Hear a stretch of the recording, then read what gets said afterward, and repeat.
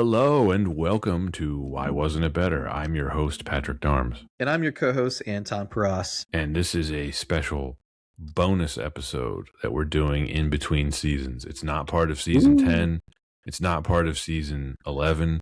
It just kind of exists in between the two of them. We've been doing this for a few seasons now. The mid-season limbo? Yes. Or the between-season limbo is what we should call it. I can't even remember why we started doing it. Just as a bonus? It's a fun little thing. Yeah, sure. Yeah. So you're not going to see this on a playlist for season 10 or season 11. It's going to show up as a bonus thing in your feed. So enjoy it or don't enjoy it, depending on how you go. We're talking today on this episode about one of the strangest recent box office stories, Hoppers. As of this recording, it is the newest Pixar film. However, by the time this episode releases, Toy Story 5 will have been out. But I think, Anton, the intention is to release this episode more or less when Hoppers hits Disney+. Yeah, that makes sense. And I think, a lot of folks are probably pretty familiar with it at the time of episode release, and of course, by episode recording. Yes, we record a couple months in advance in this case. But anyway, this film, it really should have been a slam dunk. It got great reviews. It had really strong word of mouth. Everybody I know who saw it liked it, including you and me. Spoiler alert, we like this movie. It's coming from Pixar, right? It's a studio that seemingly can't miss, and yet it really didn't succeed. $150 million budget. It made $370 million worldwide. So you can't call it a failure, but I wouldn't call it good either. Not for a movie like this, not for expectations of a Pixar film. So what happened? It's not a case of bad reviews or audience rejection or a movie that missed the mark. If anything, it's the opposite. We're going to try to break it down. This was released on March 6, 2026. Hey, it's our first movie of the new year, Anton. How about that? By Pixar Animation Studios. It was distributed by Walt Disney Studios Motion Pictures. Directed by Daniel Chong, screenplay by Jesse Andrews with an additional story credit for Daniel Chong, featuring the voices of Piper Curda, Bobby Moynihan, John Hamm, Kathy Najimy, and Dave Franco. The budget, $150 million. The box office, $371 million. 94% Rotten Tomatoes score. Anton, why did we want to talk about Hoppers? Well, we have a bit of a tradition to cover a lot of Pixar on this show. You and I are both huge Pixar fans, both fans of animation, fair to say. And there's a lot of really great conversation around how has studio perception changed, and is there still a lot of quality that can be drawn from the films that was the powerhouse of Pixar. So I think that makes for a pretty exceptional episode, right? Yeah, and we mentioned this last year when we covered Elio. That was the new Pixar film at the time that ended up as their biggest box office disappointment, unfortunately. We knew that this was coming. I think, was there a teaser trailer by that point when we recorded that? Or we had seen some kind of imagery related to this film. Something very... I remember it was some sort of teaser. Yeah, it might have just been the poster at that point. I don't remember. But we saw some of the visuals, at least related to this film. We were excited for it. This is Pixar's 30th film. It's impressive. 30 films in 31 years. Great output from the studio. It's an original work. It is a blend of science fiction and comedy. So I would say pretty unique for Pixar. I took my 3 nieces to see this. Everyone had a blast. And like I was saying, you liked it. I know a few other folks that saw this. Everybody has good things to say about this. You and I were kind of dismayed when it just didn't make that much money at the box office. Disappointing, but at the same time, it was this very... It was almost like we knew exactly why. And or at least we could speculate with strong indication. Because this is not a bad movie. No, this is a good movie. Yeah.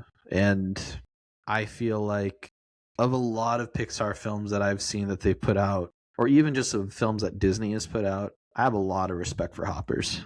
I do as well. I have watched it 3 times in the past 10 days or so. And I have pretty much enjoyed, I would say, 90% of every minute of it.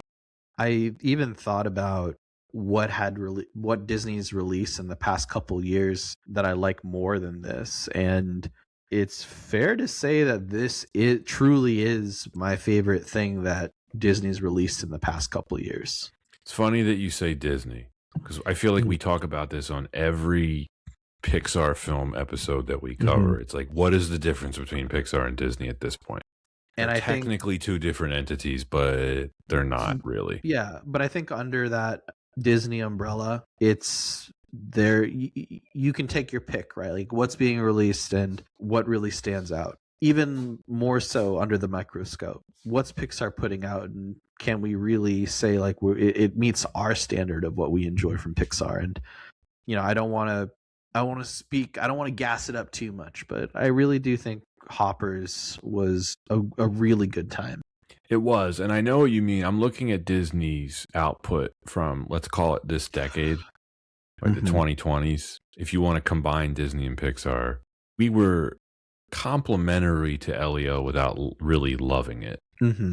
We both really enjoyed Inside Out 2. That was a highlight. I thought I liked Inside Out 2 better than the first one, which I don't think a lot of other people share that opinion. You really liked Elemental. I thought it was pretty average. But even just going for look at all of 2025, seeing everything that Disney released in 2025. Zootopia 2 I thought was really good.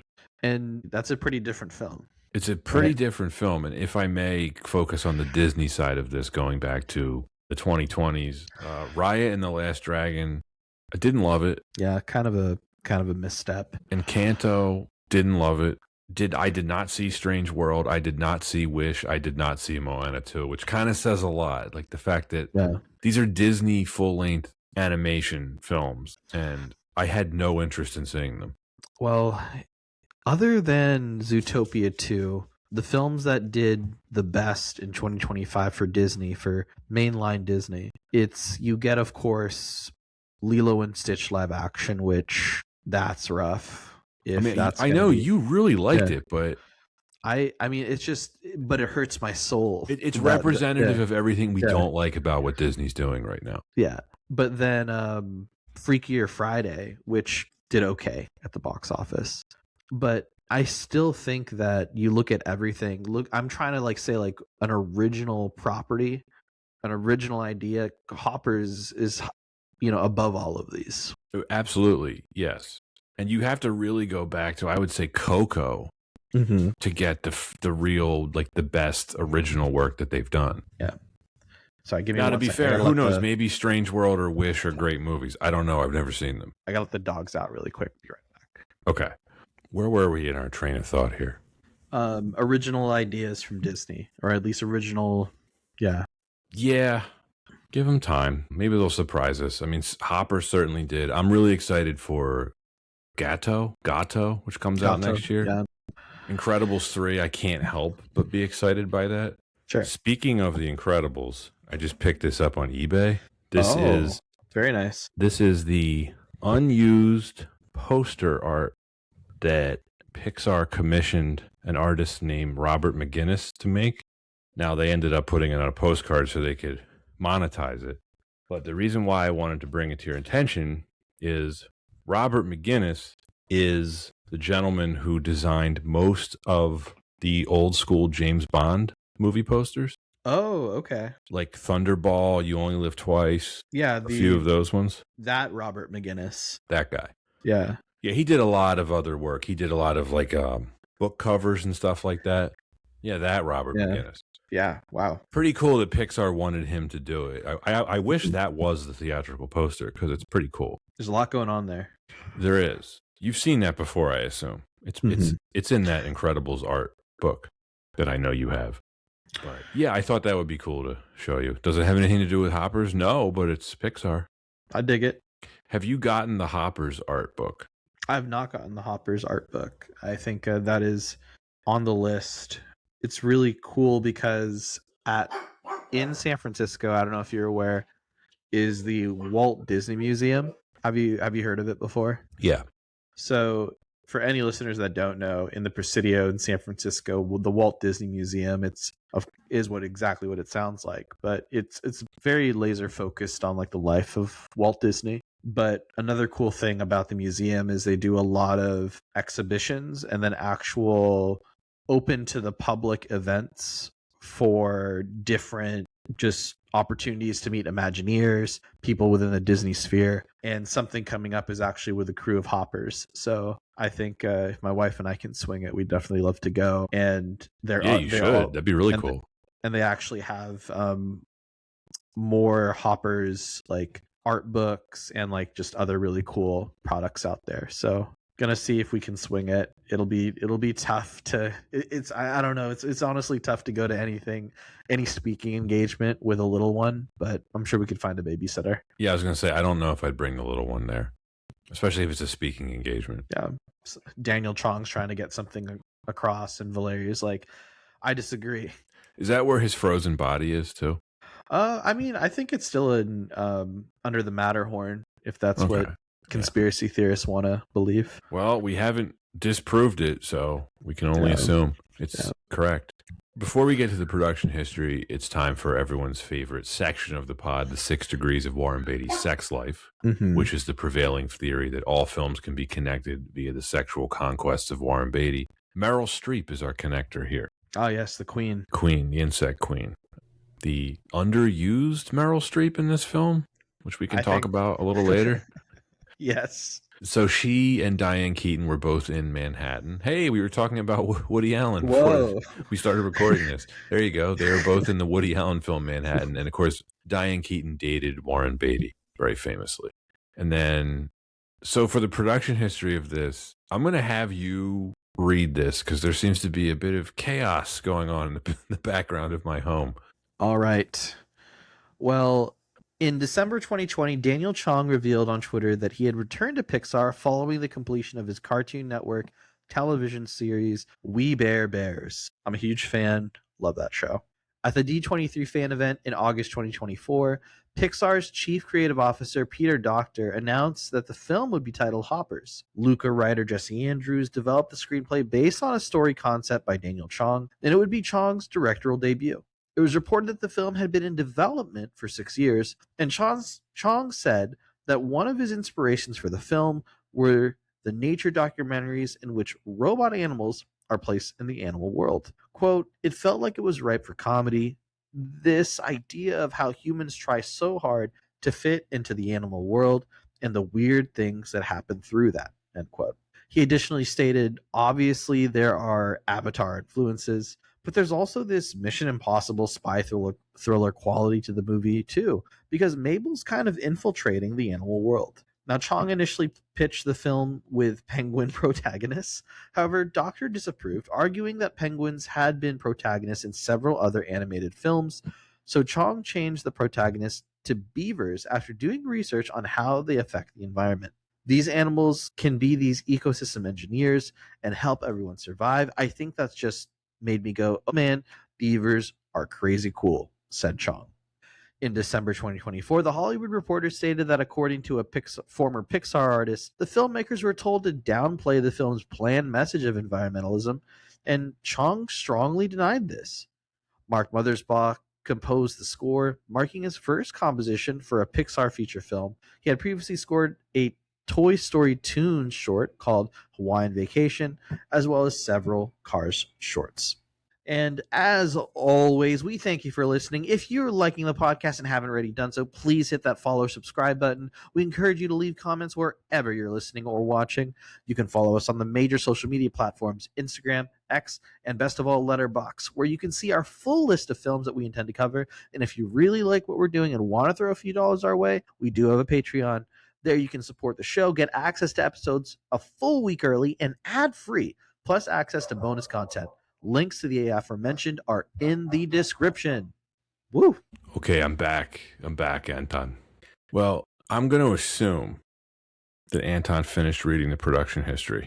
So in lieu of time, I am going to read the promo break, which is, we always want to thank everyone for listening or watching. If you're liking the podcast and you haven't already done so, please hit the follow button. the subscribe button, leave us a 5-star review wherever you get your pods, whatever platform you're on. You can follow us on the social media platforms where we reside, Instagram, X, and best of all, Letterboxd. Letterboxd is quickly becoming one of, if not the best ways to follow us, because we have a number of different lists there that you can check out, including all the seasons and the films that we've covered in previous seasons, along with our master list. It's the full list of films that we intend to cover. It's approaching 1,200 at this point.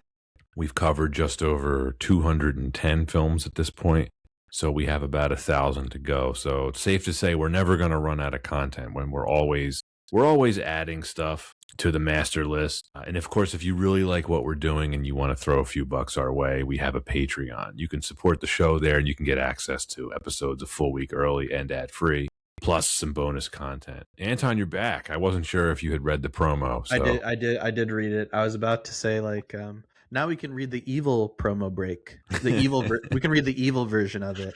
Yeah. As always, fuck you for I wasn't sure if you did. So should I just keep this in and have like a double promo for the listeners? Double promo? That'd be funny. Double promo in celebration of the bonus episode. You get 2. I don't know. That seems right. It's like anything free nowadays. You need at least 4 minutes of commercials before you can watch all of it.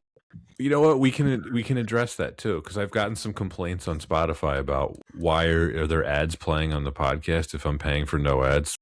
Take up your complaint with Spotify. It's not up to us. It's not up to us. And by the way, probably goes without saying, but I'll say it anyway. Us making some money off this is what partially keeps this going. Right?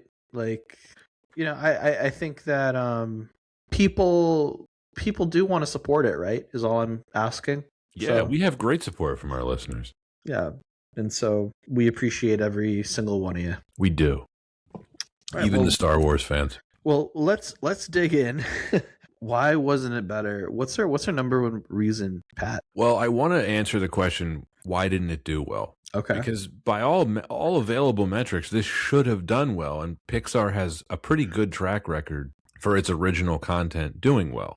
There's definitely a bit of a hype just around the name, or we talked about this before. Historically, there's been a bit of a hype tied to the name Pixar. And so there's a bit of that extra added expectation, like, oh, there's some quality coming in. But it's fair to say that there's a couple outliers or a couple things against that favor.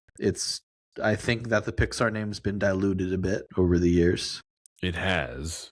It's a really good point. And I think there might be no coming back from this. Yeah, Pixar is not automatic anymore. No, and that takes away any goodwill from viewers just blindly wanting to go because they think, oh, Pixar, it'll be good no matter what. That's done. I think that for better or worse, like, that's done. Absolutely for worse for Pixar.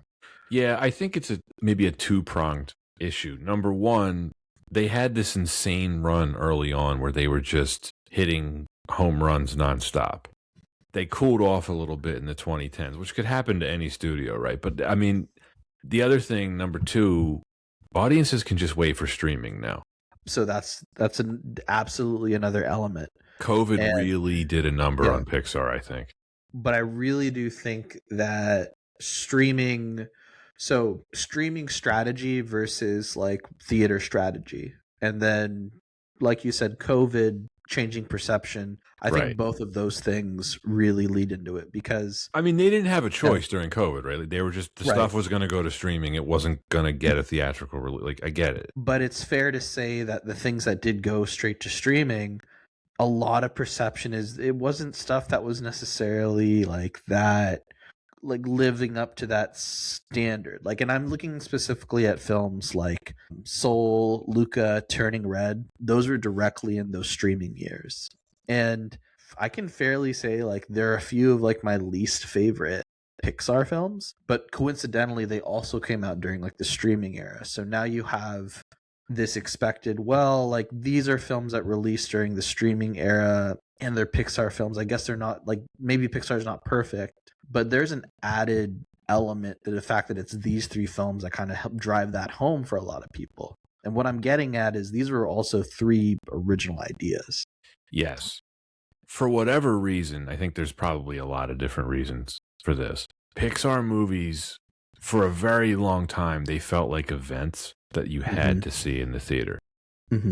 It pains me to say this, but I no longer feel that way. Right. Again, maybe it's just the psychological damage that COVID did to not just Pixar, but the movie industry in general. It's just my interest in going to the theater is just not nearly what it used to be. Right. It's much more expensive now. It is. I think an adult movie ticket in my city on like a Friday night is like $18. It's a lot of money. Yeah. And like if you're taking your whole family and you're paying, plus you're getting all the food, it's easily over $100. Let me put it to you this way. We may or may not have smuggled food in to save money. Yeah. And look, no one's going to blame you, but that is just the nature of going to the movies nowadays. I will say that like my wife and I, we save a lot on the movies by going to the drive-in. It's like that's the only way we go to the movies nowadays. Right. And there's pros and cons to that. Like there's certain movies I think are fun to see in a drive-in, and there's certain ones where I would want to be in the theater. Yeah. Did I miss a little bit of like, did Dune 2 seem not as good if I saw it in a drive-in? Yeah. But right.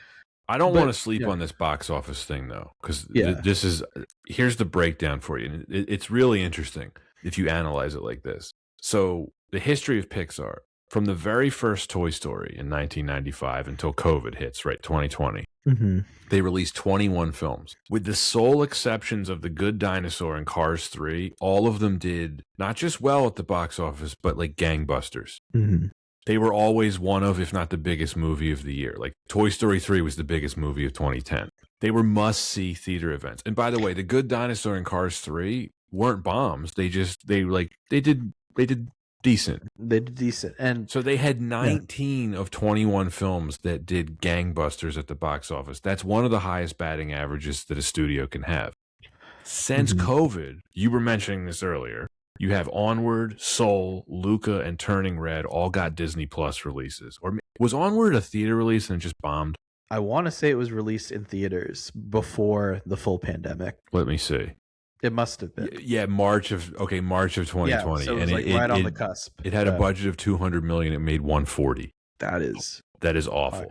I mean, like right as COVID was hitting. Okay, so point is, Lightyear bombed right after that, right? Elemental did well, but not amazing. Inside Out became their biggest film ever, but that's the outlier, right? Because Elio, the next film, was their biggest loser ever. And now we have Hoppers, which I would say, what do you think? It broke even? It broke even. I mean, on paper, based on just the box office and the budget they've said, it's made money, but we not all know much. Kind of, yeah. But why is this? Why didn't it make a lot of money? Because everybody who saw it liked it. Critics loved it. I mean, we already named a few of those reasons, right? Like perception of Pixar. We're in an era where things are a bit more expensive just going to the movie theaters. People aren't going to the movies like they used to. But they went to see Inside Out too. So then there's the other side of it.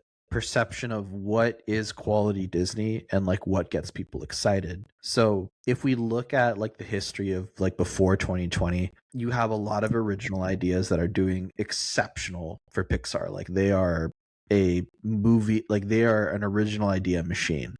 A lot of those films that are highly successful, we're talking the Toy Stories, the Monsters, Incs, the Incredibles, they're all getting sequels, even across that era, all the way up through like 2020. Once we get into this like post-COVID world, all of the original films, already the perception's down. And plus like the quality of like Pixar, it's a bit more questionable, the kind of films that are going out in the theaters, except the one film that does exceptional and lives up to the standard that we would expect is a sequel, and it's Inside Out 2.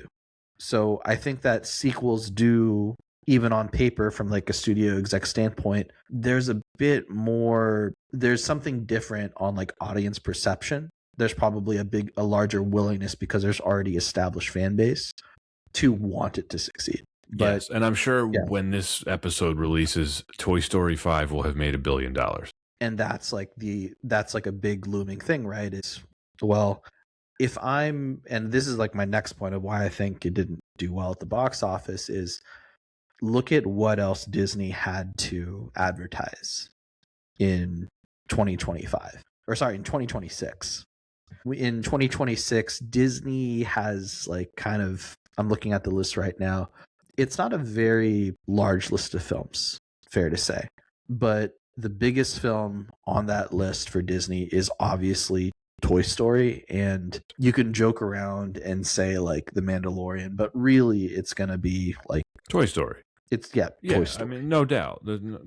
No doubt. I mean, you can throw a football across the yard and be like, well, there's also Doomsday, but that's in its own category. And that's later. So, that's coming later. That's coming later in the year. This is something I brought up to you. I'm like, Hoppers is getting like no marketing. I think marketing is a part of it. Can I give you another theory specifically about this film itself? Mm-hmm. It's weird. In a good way. I like this. I really like this movie. But it is weird, especially for Pixar. Would you say this is the weirdest film they've ever done? It has a lot more in common with Elio and the weird humor than like a film like Toy Story. Yes. And I think that works against it to some degree, because I was thinking about this because my dad asked me what's it about? It's not the easiest movie to explain to someone. It's funny because even the trailer is a bit on the nose when it jokes about, oh, this film is exactly like Avatar. It's almost like telling you this is how to tell people what this film is like. And that confuses people immediately. They're like, well, what do you mean? It's like Avatar, like it's on another planet. Like, what do you mean? It's like jumping into like animals. It's like, it is an interesting concept. It's not very straightforward. But you agree. Like, how do you explain this to someone in 30 seconds, the plot of this movie? It's tough. Avatar, but animals on Earth. But even that would lead to questions. Right, of course. But I think like it's hard for like a kid's film, right? And you know exactly where I'm getting this. If you're a parent trying to explain this to your kid, that's even tougher. By the way, I'll give you a perfect example. My nieces really liked this. Mm-hmm. They are way more excited to see Toy Story 5. Well, and I get it. I think the funny thing about it is I don't think that, by the way, folks, we're not saying that like understanding Hoppers is rocket science. It's just for the general audience trying to like sell something, you do have to be able to explain it like fairly quickly and concept wise catch it really quickly.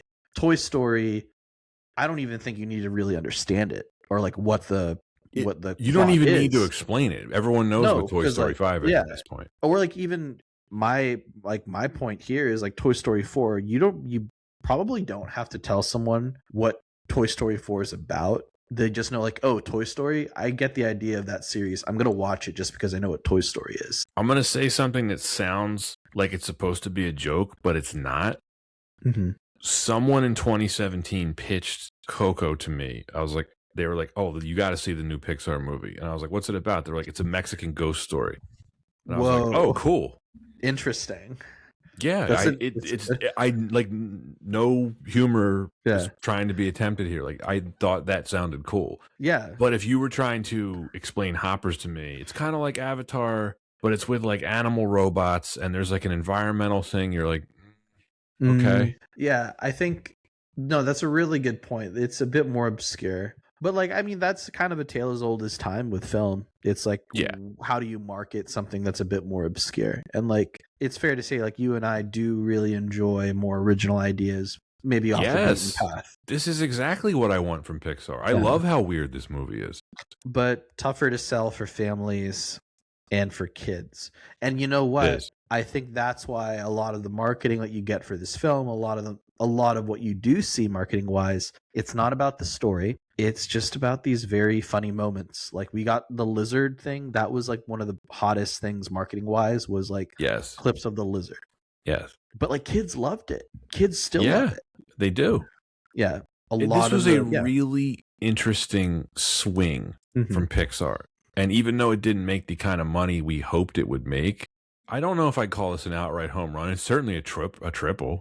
It's a breath of fresh air. Yeah. Just because I think my hope is history will look back at this film much more favorably despite where it landed in the box office.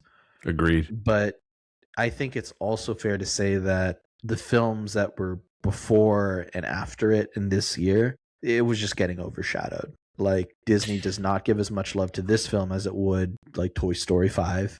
And right before it, it's like they did all the marketing in the world for Zootopia too. Can I give you my take now? Yeah. I think this will be remembered the way The Emperor's New Groove is. This reminds me of The Emperor's New Groove in some ways, where it's very atypical for the studio that made it. In some ways, this is the darkest film that Pixar's ever made. In some ways, it's the weirdest film that they've ever made. Yeah. Well, let's get into our reaction then. Like, what's your overall I mean, it's no spoilers here, but we both liked it. Yeah. What'd you think? I thought without giving your rating, what'd you think? I thought the film did a really great job of like just exceeding my expectations. I was very surprised by how funny it was. I was surprised by the speed of humor, and I was surprised by how touching it was. And like, I'll tell you, I was not expecting to be a bit more emotional with a beaver film. Right. I think I mostly agree with that. I thought the first 2/3 of it were good. It was funny. It was holding my attention. I liked the story. I thought it went up a level in the third act, and it became, frankly, really unpredictable. And I think that's the best thing I can say about this film. Yeah. I was genuinely caught off guard a number of times, to the point where by the time it got to the third act, and I mean, by the way, we always give spoilers on these reviews, so if you have a problem with that, just find another podcast.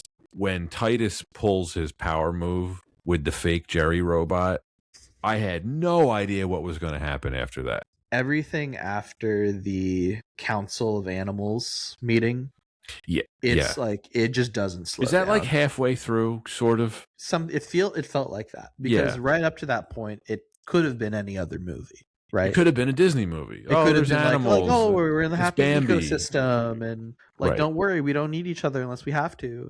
And the humor was also like pretty tame. You have the scientists, and like, if it was like kind of your run of the mill Disney film, it's like, well, you know, we can believe in ourselves, and the animal hijinks, they can. We're all in this together, but it does not go in. It does not go in that direction. The Council of Monarchs, or whatever it's called, pretty dark, very dark. They're way more villainous than they are by the end of the film. Yeah, they're pretty brutal. They're a lot of, and I think what I really enjoy about it is you do get that juxtaposition with the established universe, because we have we have our king, our beaver king in the film, who is established as very different from these characters. So that's also just a nice little change of pace. King George. Yes, King George, played by Bobby Moynihan. Yeah. The reason why I say this reminds me of The Emperor's New Groove is this felt different for Pixar for me. I was detecting a lot of Simpsons humor, Ren and Stimpy humor, Animaniacs humor. It just feels like something out of left field for Pixar in the best way possible. Yeah. Now, and like, can I add one more thing? I do not want every Pixar film to be like this going forward. I'm not asking for that. I think this really works as sort of an outlier for them. This is absolutely something that Pixar needed, though. It's like, people are always going to say there's like a Pixar formula, or once you get a bit of an expectation of what Pixar is, sometimes breaking away from that mold, it's good, it's fresh. And this is exactly for me like what I would have wanted to see, is like a fresh idea, a different style, but things that still make it feel like Pixar. And what feels like Pixar to me is this great standard of animation, this focus on characters, character development, and just a different way to look at the world around us. Because it's fair to say, like, Pixar, while they're pretty wild ideas, like story-wise, things are pretty grounded in reality, or like based in the world, is what I'm trying to say. Yeah. I mean, are you saying grounded, ignoring the whole like Hopper technology thing? Yeah. Okay. Maybe that's not grounded in reality, but I guess like I meant more so, it's not diving too much into things that are like that abstract. Like Toy Stories, it's like there's the real world, toys just talk in it. Finding Nemo, it's the world, animals just talk in it. And this one, it's the world, animals just talk in it. and can carry Yeah. sharks. Okay. Yes. And that's fair. yeah. It's like in this world, like, you know, it's animals can talk in it and carry sharks, and also there's hopper technology and It's a robots. proper cartoon. Yeah, and like it's different. It really is a different spin. Diane, the great white shark. Super funny. I did find it funny, sidebar real quick. They need an apex predator while completely ignoring the fact that like brown bears are apex predators. Oh, I don't think they could have ever convinced the bear to like go against. No, his they own wouldn't kid. have, but Yeah. you know what I mean, right? Like a grizzly bear is like that's about as apex as it gets. Yeah. But the shark was far funnier. They had to pick her up out of the ocean. They never really say so it out. They never say it out loud, but like the bear definitely is like King George's muscle, right? Yeah. Because like all of the animal emissaries come with like their crew, including like, oh yeah, like this is my muscle kind of thing. Right. So like King George come in and it's like, yeah, like that's my bear. How would it work? So you know how like the bears were perfect. The bear was perfectly willing to eat that slow beaver. Mm-hmm. Would he have eaten King George if he wanted to? Like, I mean, I'm sure there are still rules to it. right? Like, Pond it's like, rules. well, exactly. There's pond rules. There's pond rules. It's like eat when you need to, but by the way, like I'm sure there's retribution if you go after the royal family. Right. I'm glad the film didn't go into too much. I thought it went into just enough of the world building where if it had gone too far down that rabbit hole, I think it would have become a very stupid animal movie like Shark Tale. Well, I think it actually is very funny how they kind of tease a bit of like that there is deeper lore. Because remember, King George goes on about like, and then there was this whole thing with my father like falling off of the monarchy, and then we had to gain power back. Right. And I'm like what? Like in my mind, I'm like, what the heck goes on in the animal kingdom? And they leave it up to your imagination, and it's great. Yeah, and like that's the kind of comedy that I really enjoy. Yeah. What did you think of the characters and like the voice cast? Oh, so I thought everyone was super, super enjoyable and like super funny, except for Mabel. I'm glad you brought that up. Yeah. I think she was the weak link too. I didn't connect with her character at all. And like part of that is because I didn't grow up like Mabel, or like I'm not the kind of person that maybe like Mabel as a character speaks to. Because Mabel's a very distinct main character. I don't think she's outwardly like I don't think she's cookie cutter likable. No, because you basically you see her as a kid initially, right? Where she's like borderline feral. So she's very aggressive, cannot control her temper, has anger management. Does her whole life revolve around just this one pond? And I think like that's what either that pond or just like the pond represents her connection to like nature. And nature is what calms her grandmother. Yeah, her grandmother, nature. That's what calms her. Right. So like I never grew up with like anger management, or I wasn't an aggressive kid like Mabel. So I didn't really connect with her. I didn't either, but for a different reason of, again, I know it's a cartoon, so you have to suspend a lot of belief and logic. I get all that. But it's like if she wanted to feel connected to nature, one of the things that I thought her grandmother was trying to teach her is that you can connect with nature anywhere, right? It doesn't have to be this one specific place. Now, I understand her motivation for wanting to stop the building of the freeway because it would have destroyed that specific pond. But she could have had this connection to nature anywhere. That's true. She could have just moved to the country. I think part of it is also just that is her world. And like, there's a lot of things here just around, okay, how are we going to tell this contained story, and how is she trying to protect her world? Now, and she has a good arc. She absolutely does. And I think like that's what also really impressed me, is that I truly believe that her character grew and learned over the course of the film. Yeah, it's a well-written character, even if I didn't connect with it. I have to give it points. And I think Piper Curda, I like the vocal performance. I like the voice cast a lot here. And again, I want to give Pixar their props here. They weren't going for the big name recognition. No, they weren't just casting big name celebrities just to cash in on the names. Which, to be fair, like I don't know that they would have gotten the budget to. I mean, it had a big budget. Yeah, but like, well, you think Pixar? I mean, they had Meryl Streep. Yeah, but okay. I just want to okay, let me say this carefully. Meryl Streep is a national treasure. Yes. Meryl Streep is one of the all-time great actors, not just of her generation, but ever. I love Meryl Streep. She is not a box office draw.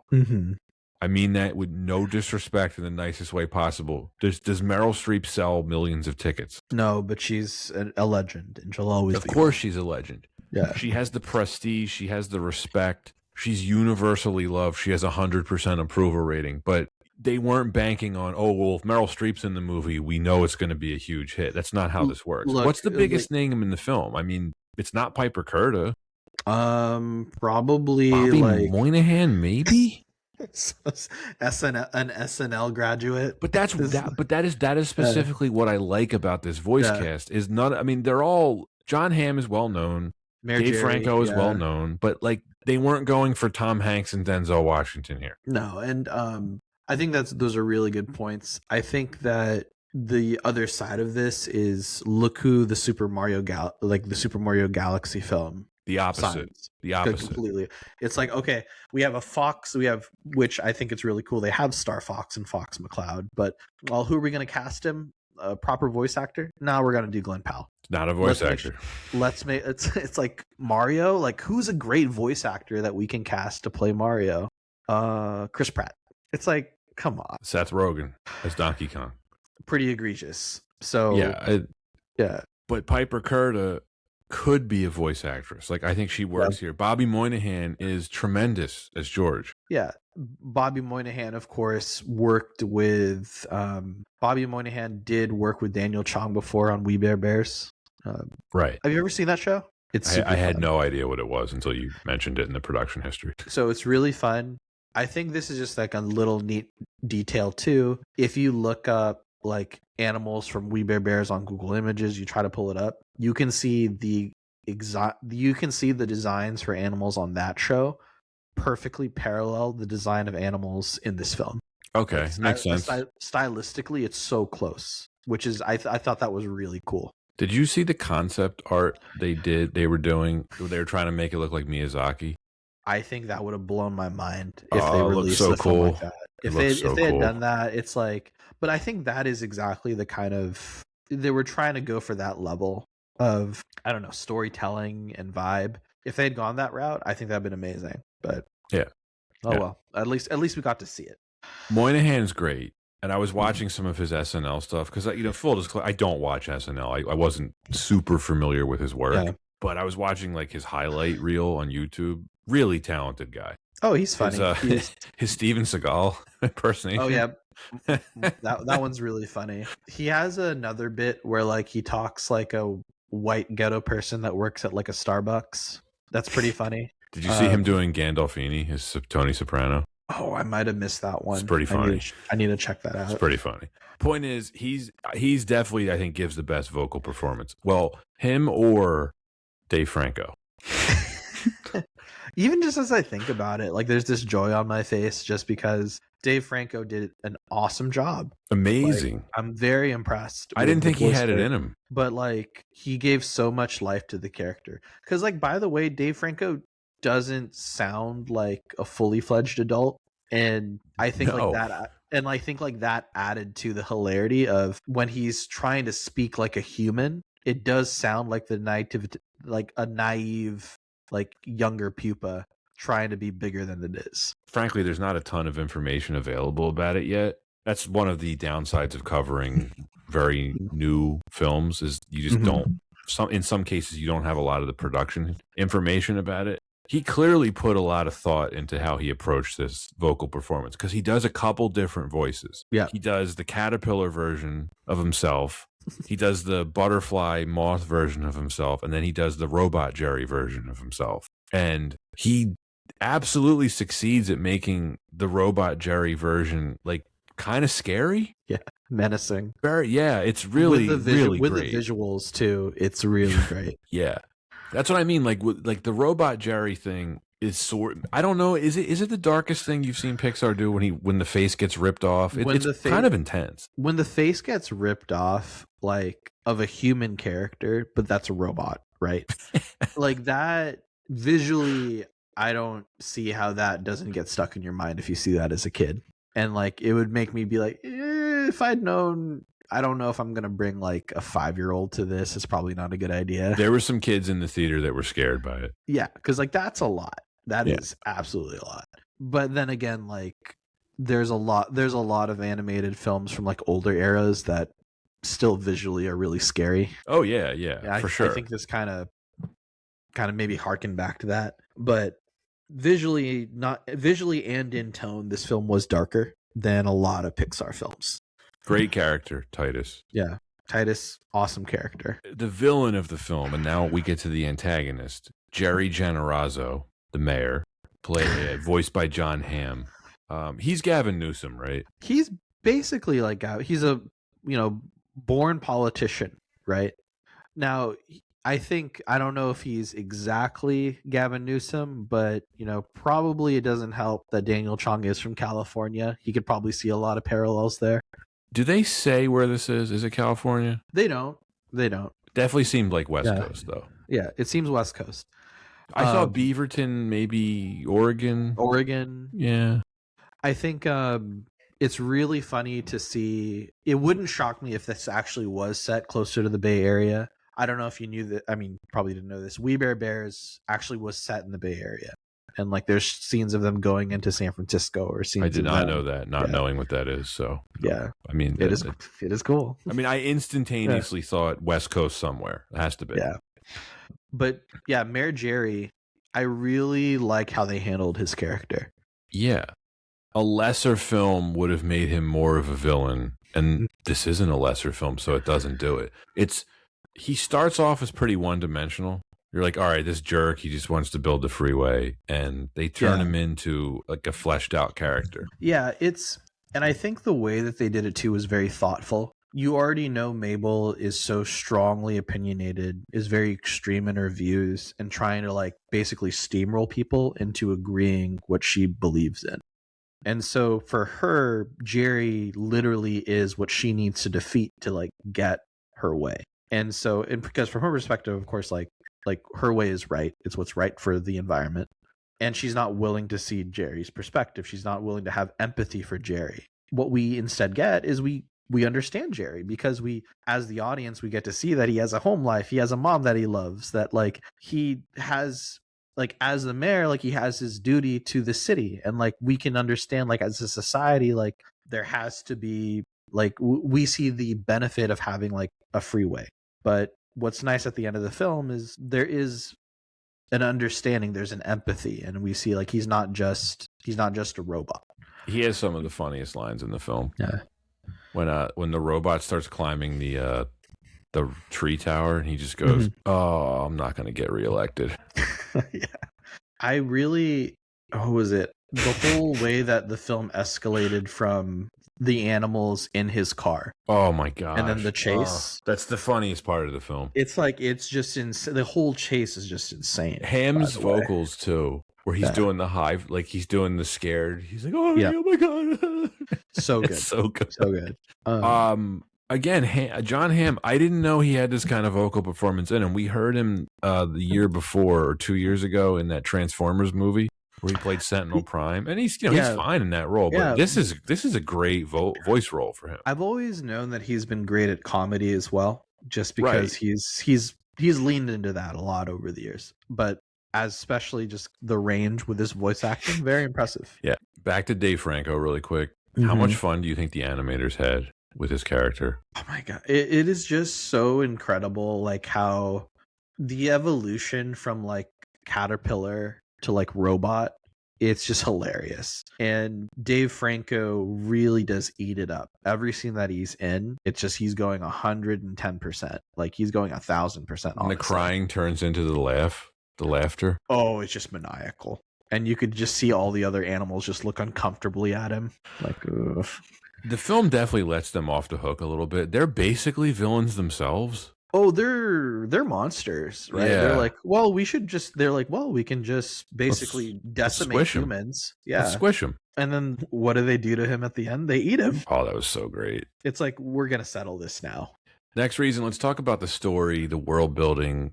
The hopping element to this is, I think, pretty weird, and I think it's it's best for the film that they don't spend too much time trying to explain it. It's Yeah, I don't want to call it a weak link, but the it's ability a to project your mind into robotic animals and gain the ability to communicate with animals, it's like they don't treat it like it's that big of a deal. It's also a cartoon, so take that with a grain of salt. yeah. It seems like, well, there's so many implications to have a technology like this. There are. But what I do appreciate is they establish the rules very quickly, and Yes. I think that those guardrails at least make the film and the usage of the Hopper technology very clear, and like that's fine. The rest of it, the implication of Hopper technology, a bit more open ended. Like the university was funding it. Okay, Yeah. It's like it's and it wasn't even like it didn't Mhm. seem like a big university either. Anyway, whatever. Moving on a bit. I mean, all the animal stuff, the hierarchy of the animals, I thought it was Yeah. pretty well done, Yeah. pretty well established. Again, they don't over explain anything. No, it's they. I think one of the best things about the film moments is it doesn't over explain and it just lets like the film breathe, and that includes like how beautiful a lot of the scenes look when you see the full ecosystem, when you see the full forest. It just gorgeous. Great work from Pixar as usual. Again, I mean, even their lesser films look good. So, according to the art book, there were multiple apex predators planned, but the creators decided that they should just simplify it into one. I think probably the right call. And like that's the hired killer for all royalty. Yeah, Diane. Yeah, seems Oh, I efficient. know her. She's actually really nice. So, I forget the actress is Vanessa Bayer, I think. Yes, it is. Yeah, she's cool. She's also an SNL alum. There's a lot of characters in this film, and I think they have the right amount. It didn't feel overstuffed to me. Mm-hmm. If they had added more, I don't know. Like, Well, I don't it's know. nice. It's nice too, just because certain characters don't just become like one note. Even Tom the Lizard, he's more than just all the memes that I've seen online of him being a lizard. He's not a hugely important character, mind you. No. But there's a bit more to him than just the fun memes. Now for the humor of this film, because this is a really straight up comedy from Pixar. Now, Pixar has always dabbled in comedy very successfully, Mm-hmm. but I would call this a comedy first. They succeeded tremendously well here. I mean, when Mabel accidentally kills the insect queen, it's one of the biggest WTF moments I've ever seen in a Pixar movie. I burst out laughing. Did you think she was going to do that, by the way? Oh, no. I had no idea. I was not expecting that. So funny bit. My 10-year-old niece in the movie theater just went, "Oh shit," which made me laugh hard. Yeah. She did exactly what we were all thinking. Yeah, and that's then so funny. They go up another level of it when Mabel just starts wiping her paws on the rock. You see the green stuff. Yeah. Oh my god. Especially with just how everything escalated from that. That was a very tension-filled scene too, by the way. Yeah. It's just like moving up. Like Mabel had really said way too much and had screwed up the situation. Meryl Streep starts attacking her. Yeah, it's like, oh crap, how are they going to get out of this? And a character dies. Do you think maybe that was the joke that it was Meryl Streep? Because you can make the case they get Meryl Streep in this movie and use her for 90 seconds. That is probably like a good, because they could have been anyone, honestly. Right. Like, I didn't immediately recognize it. The voice is Meryl Streep either. Yeah. I don't. Maybe again, she's not a voice actor. I was gonna say maybe it is the joke then that they got Meryl Streep. That's definitely the standout moment of the film, and of course, one of the reasons why it's so beneficial to rewatch these movies more than once before we review them is the third time I watched it, I just focused on George, and his reaction to her when she squishes the queen is even funnier than perhaps her squishing the queen. He just gets this look of panic on it. He's like, I think one of my favorite scenes, and I think this is like probably the what also supports what you're saying, is all the small details around like what goes around the scene adds to the hilarity. So for example, one of my favorite scenes is when they're in the forest. There's the forest rave going on, and you get Mabel to confront Robot Jerry, and Robot Jerry's like, "You killed my mom," and someone in the audience is like, "What?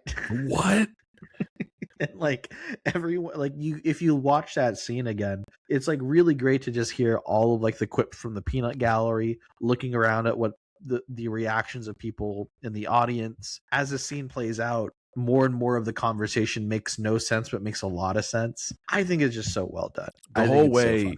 Jerry moved to Robot Yeah, Jerry, it's kind like of like a spider David person. Cronenberg, like body Yeah, horror type of yeah. stuff. Oh, Oh, when absolutely. you see behind the curtain, when you see the silhouettes behind the curtain of them making Robot Jerry, like that is straight up body horror movie stuff. Oh, 100%. It's Like great. that's there's no denying that you take a lot of parallels exactly from body horror films, and they used it to kind of spin it on its head, using it on a kid's animated film. That's funny. Flap around and find out. Yep, it's good. Pretty It's funny. a good line. And I mean, it's low hanging fruit, but Titus yelling, "Nice speech. Too bad it sucked." Oh, Titus. Did you catch that line too? I think it's said by Titus, where he calls George the milk drinker. That's really funny. Yeah. I think he says, "Seize the milk drinker." And then, of course, this is used in one of the trailers. All the animals trying to imitate the sounds of the speakers. Yeah, that's an interesting joke because that's different from the other style of humor in the film, right?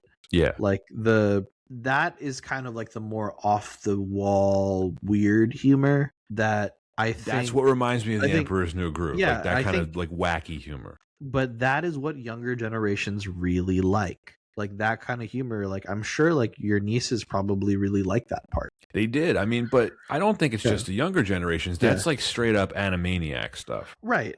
And like I think the difference, I guess what I'm really trying to call out here is the more Pixar embrace that kind of comedy in this film, like it really does make it stand out. It does. One point on the animation too, I think it's a really clever move on the film's part. The way the faces switch between human and animal perspectives. Oh, yeah, with the I beady thought eyes. that was brilliant. Yeah. That was brilliant. Yeah. I think it made things, it's especially you get a bit of that during like the chase scene, which also then de-escalates and escalates the tension. And it made certain moments feel a lot more emotional, like when Mabel first has to like de-hop and is back in her human body, and she sees King George without her beaver eyes for the first time. Yeah. And he still had a little crown. He still had the little crown. There's that line too, that really funny. Why does he have a little crown? They're like, "That's your question?" It's an arrow, Tim. That got me laughing. Yeah. There's a lot of little all the minor lines in this are pretty funny. I'll be honest with you, Anton. I just did not think Pixar had this in them. No. How insane this gets in the second half, particularly the third act. At one point, it turns into a political assassination plot. I mean, it's still really interesting, like the way it ends. Like, I think even just trying to take away from the meaning of the, like, what is the core lesson from the story, it's still a bit more nuanced than like a lot of Pixar films that we have, right?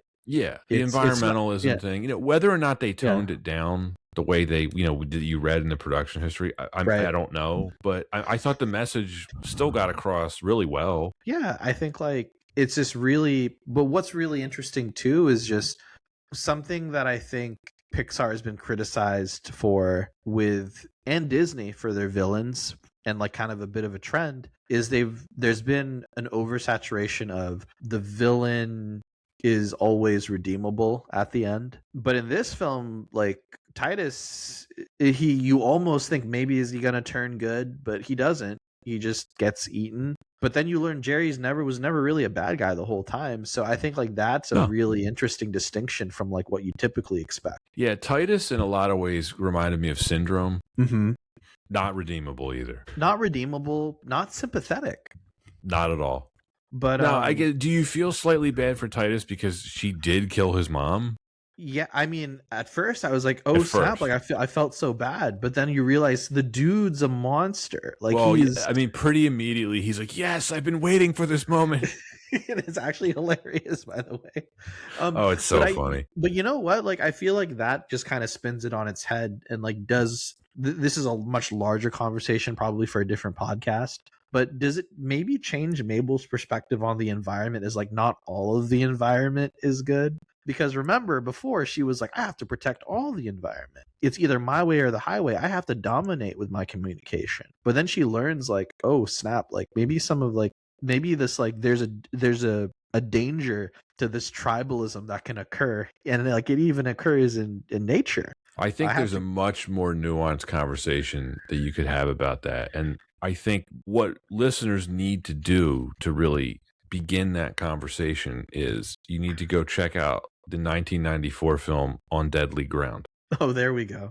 That's important. Because very non-ironically, Steven Seagal, who directed that film, he gives some very heartfelt environmental speeches that I think are really in line with what Mabel was trying to do here. And I think Mabel could have been in that film. Mabel really could have been. By the way, go check out that go check out that episode, folks.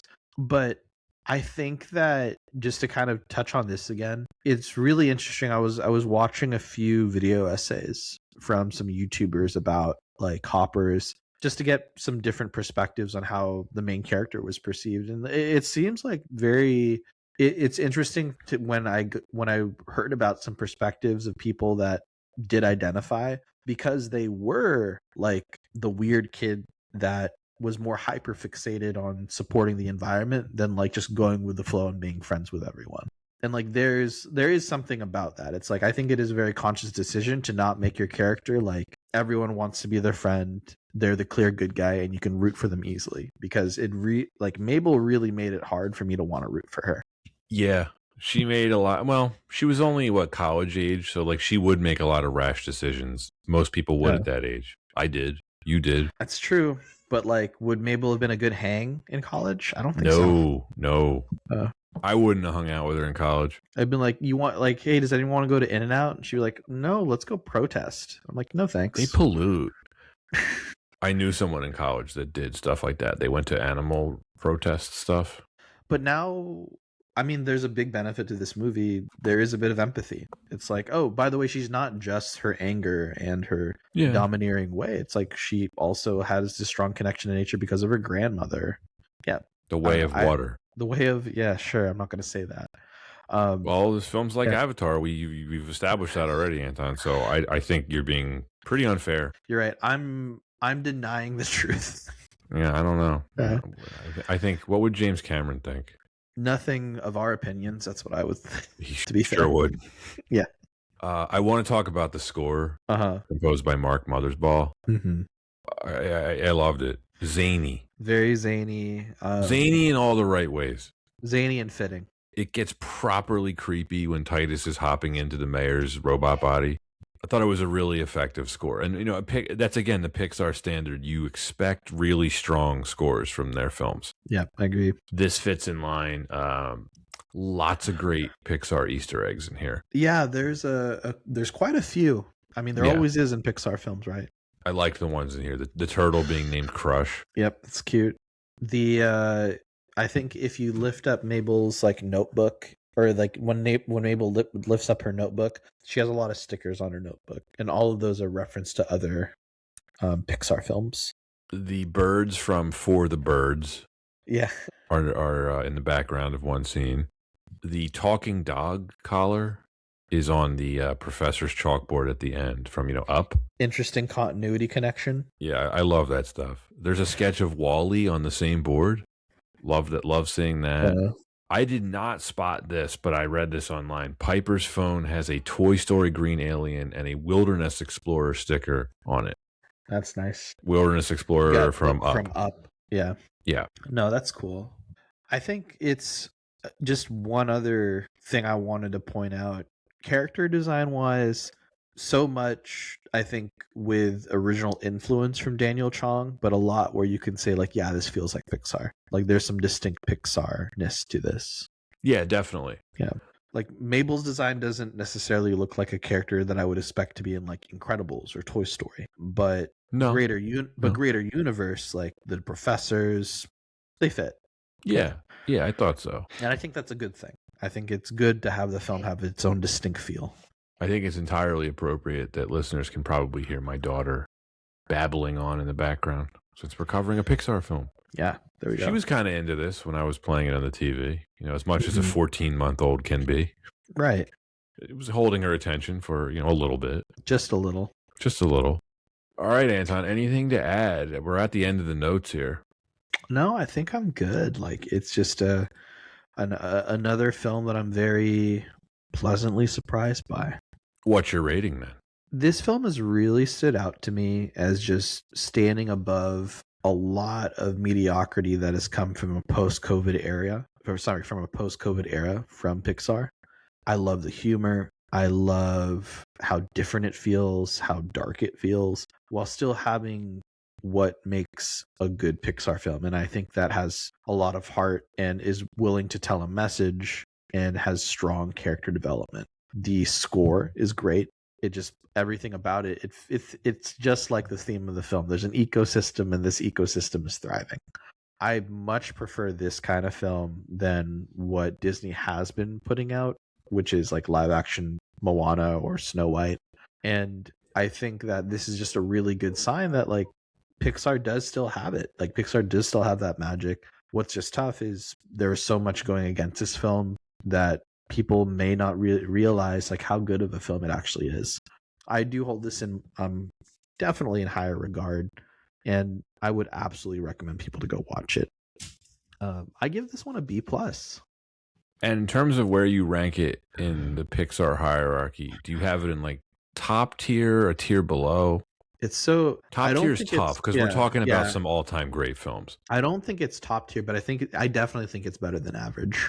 I feel very, very similarly to you. This is the kind of movie that I want to see from Pixar. You said it perfectly. Something like this gets me way more excited than just a fifth Toy Story. And for the record, I'm going to see Toy Story 5, and I'm pretty sure I'll like it, but I'm just bored by the fact that like there's a Toy Story 5. I was pretty bored by Toy Story 4, even though both of us agreed it's a good movie. Hoppers is a very funny, very original, well-told story. I thought the characters were fun. It was impressively animated and scored, which is right in line with what you want from Pixar. The best thing I can say about it is that it is unpredictable. I really did not know what was going to happen. Upon rewatches, the shock value of the surprises were not too diminished. This is really good experimentation from Pixar. It's a little dark, it's a little bizarre, it's the right kind of risk that they should be taking on an original story like this one. Now, that being said, a film is only as good as its main character. I don't think there's anything amazing about Mabel as a main character. It's fine. Like we said it earlier. I can't really identify with her. In my opinion, not a very memorable Pixar protagonist. But the supporting characters like George, Titus, some of the other animals, like and then you got like Mayor Jerry are really great. I would not put this in the upper tier of Pixar, but I was very pleasantly surprised by this. I'm like right behind you at a B. I think this is a very good movie. I don't think it's anything amazing. I don't think this is some 10 years from now, I'm not going to be saying like this was some unheralded masterpiece. This was very good. There's a lot of stuff here to love. Time will tell if this becomes a classic. I think it'll be well remembered, something like The Emperor's New Groove. Do I ever see it getting to the point where it's considered to be in the same domain as Toy Story 1, 2, 3, Incredibles, Coco, Finding Nemo, Up? No, I don't think it's going to get to that point. But that's okay. Because on a previous episode, I think you and I discussed, it might have been on Elio, we discussed something really important, which is expecting Pixar movies to be some of the best movies of all time because their first 6 or 7 movies are on that level is not realistic. And you shouldn't go into any film with those kinds of expectations. You're always going to be disappointed. If you go in with the proper expectations, like we did with this one on Hoppers, just enjoy this for what it is. This is a ton of fun. I highly recommend this. If anyone hasn't seen it, check it out the second that it becomes available on Disney+. That's it. That's it for Hoppers. And by the way, this doesn't need a sequel. This is fine the way it is. I agree with that. I don't think they would make a sequel to this. It probably, unfortunately, just didn't make enough money. If there was a Pixar Avengers film, would Hoppers be involved? Would Hoppers make the cut? Toy Story for sure is in the Avengers film of Pixar. The Incredibles would be... They kind of have to be. Yeah. Does Bug's Life make the cut? No. You know what? Maybe a cameo. I haven't seen a Bug's Life in a while. Like a long time. We need to revisit that, I think. Monsters, Inc. for sure. Definitely Monsters, Inc. Finding Nemo, absolutely. Finding Nemo is not underrated. No, it's not. No. No, that's No. Well, I think that's Beloved. considered one of the best films ever. Would it be crazy if I told you Finding Nemo is one of my 10 favorite movies of the 2000s? No, I completely get it. Fucking It's an love that incredible movie. movie. Pixar has 2 of my 10 favorite movies from the 2000s. That and The Incredibles. Yeah.